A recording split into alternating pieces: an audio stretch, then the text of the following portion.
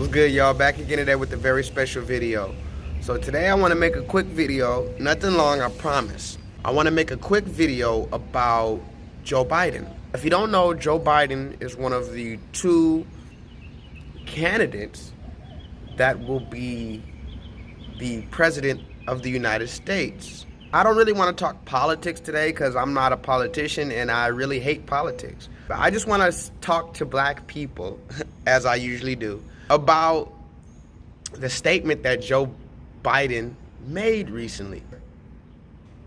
Let's just watch the video. Listen, you got to come see us when you come to New York, VP Biden. I will. It's a long way until November. We got more questions. You got more questions, but I tell you, if you have a problem figuring out whether you're for me or Trump, and you ain't black. I tell you, if you have a problem figuring out whether you're for me or Trump, and you ain't black. I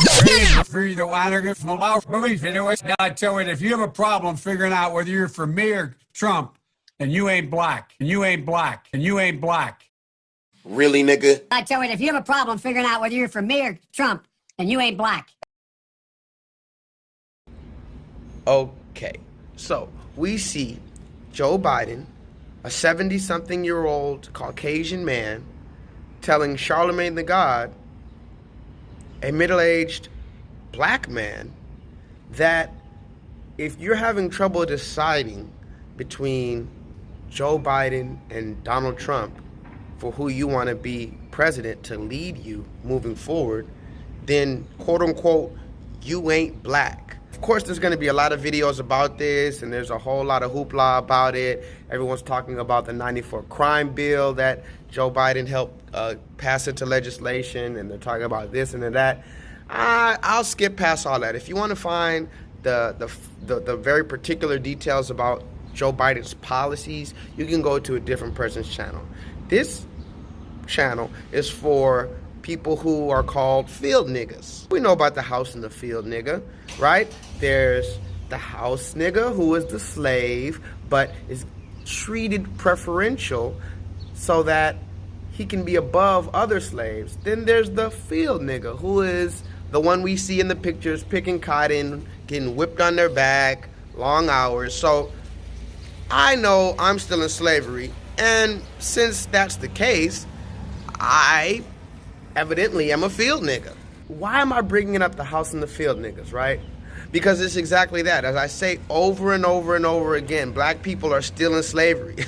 I mean, I don't know how else to say it. I've done many different, things to show you that we're still in slavery. And a lot of black people do know that. They know that there are different forms of slavery. And when you say slavery, most people think about what? Chains and whips and all this other stuff, the plantation, as it were. You have to understand that slavery can move in phases. So this particular phase that we're in slavery, we don't necessarily have chains on our wrists, not all of us. And we don't necessarily stay on a physical plantation. But many of the same factors still apply. Let me explain. Going back to the house and the field, nigga, we have to talk about not only the slaves, but we have to talk about the master. Right? And if you've ever seen some of those old videos or some of the reenactments of slavery, and you know that, we used to call them Massa. Black people couldn't really speak proper English due to the fact that we were whipped for reading. We didn't have adequate education. So we just heard the words. We didn't necessarily know the etymology of these words that we were using. We didn't know the precise definitions of the word or the correct pronunciations of these words. So that's where you get massa instead of master, right? The white man said master. We overheard that and said massa. So that's how modern ebonics came about. But let's not deviate. Now that we're talking about the house and the field nigga, we're talking about the massa and the plantation. We're talking about the new advanced form of slavery. This is where we get into Joe Biden. Like I said, I'm not getting into the man's policies. I'm just looking at him. That's a 70-something-year-old white man. How does he feel entitled enough, comfortable enough to tell black people who have been through an outstanding amount of torture, present day, that they are not black if they don't vote for him?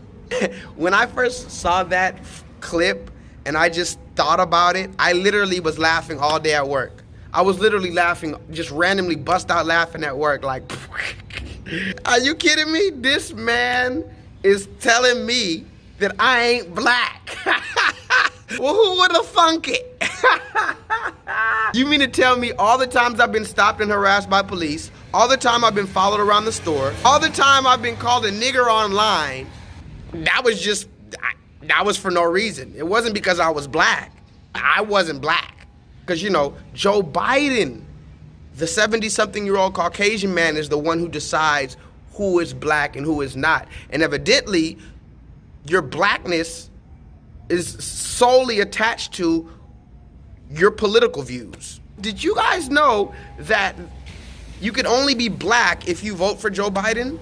Because I didn't know that, but I know that today. So back to the plantation. When I heard that, I thought exactly of the plantation. Because again, as I've told y'all a million times before, I'm not gonna vote. I only voted one time. That was in 2008, and that was for Barack Obama the first time, when I was young, naive, and deluded into believing that that man would actually help black people because he was black and because he was talking about Martin Luther King and stuff. That's the only time I voted. That was the last time I voted, and I don't see myself voting again ever in this United States system. The idea of voting is amazing.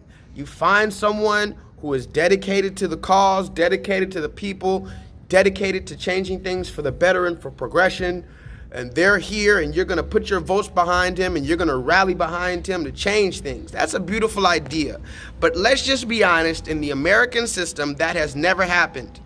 That has never happened. You have never put your vote behind someone who was honestly there to change things for the better. If there was one time, I'd say maybe it was JFK, who got his brains blown over his wife's dress.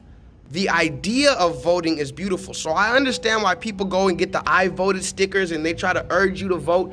They're stuck in this deluded, naive ideal that we actually have righteous people in positions of power.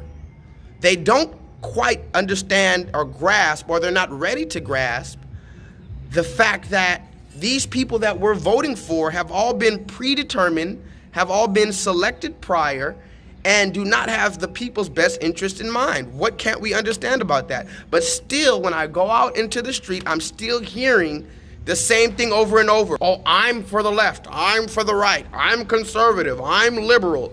And then they're blaming each other, those dang conservatives, those damn liberals, all the left, all the right. And I'm just standing right in the middle like, are y'all stupid or what? Are we really in this perpetual cycle of blaming the left versus the right, versus stepping back and realizing they're all part of the same thing? We know that these politicians are friends behind doors. They are. Just get it over your head. Get it. Just get it in there. The politicians that you claim don't like each other, they are friends behind doors. That's what we have to understand. So when we talk about Joe Biden or Donald Trump, so many times I'm hearing this conversation when I say I'm not going to vote for Joe Biden, they say, well, Donald Trump is worse. I didn't say he wasn't. I'm not voting for Donald Trump either. And that's the whole reason why I'm making this video. It's the slave mentality of feeling like we have to pick either this plantation or that plantation. Never putting it in your head that, hey, fuck this plantation altogether, or hey, let's take this plantation over, or hey, let's get together, run away from the plantation, create our own thing, even if it might not be, as big right now. Think about that. That's a wild idea, isn't it? For fellow slaves to actually get together and either take over the plantation or leave the plantation altogether, instead of sitting there deciding which Massa is best for us. Because that's what we're doing when we're deciding if we want Donald Trump or Joe Biden. We're deciding which Massa is going to treat us less harsh. We know Donald Trump is the extreme Massa who called us nigger and who whips us on our back. And so we'll just go to the other Massa who doesn't call us nigger, and his whips aren't as hard, or he keeps us out all day, but he feeds us nice chitlins at the end of the day. You're choosing one Massa who you think is harsh, or another Massa who you think is less harsh. That's the whole idea behind choosing the lesser of two evils. How about let's not choose evil at all? How about if you're going to stand in line and put your vote in, why would you put it for someone who you're calling evil yourself? The phrase, the lesser of two evils, implies that you know both of these people are evil. So now it's not really a campaign to decide who's the best person to lead us. It's not that anymore. Now it's, oh, let's just put anybody in office besides Donald Trump. And like I said, you could go down my channel. This is not in any way to endorse Donald Trump, because that's another thing I see black people do. They say, I'm not voting, I'm voting for Trump. Now you're just being stupid too. Why is it so outlandish to say, hey, you know what? I see that both of these people are evil. I see that both of these people don't care about me or my community. I see that both of these people are liars and perverted. So I'm not gonna partake in this thing you call voting. My vote is to get both of these motherfuckers out of there. My vote is to bring God back into the schools. My vote is to bring God back into politics. My vote is let's follow Christ.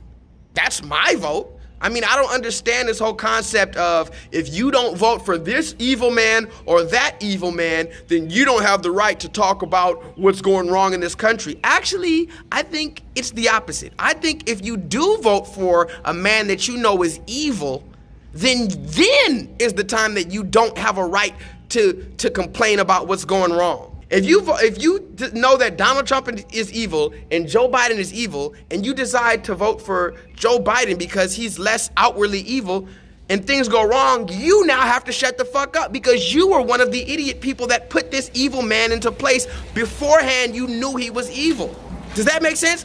Whereas if I just stay out of these evil people's business and say, nah, I don't subscribe to none of that shit. I don't support none of these motherfuckers until they show me tangibles.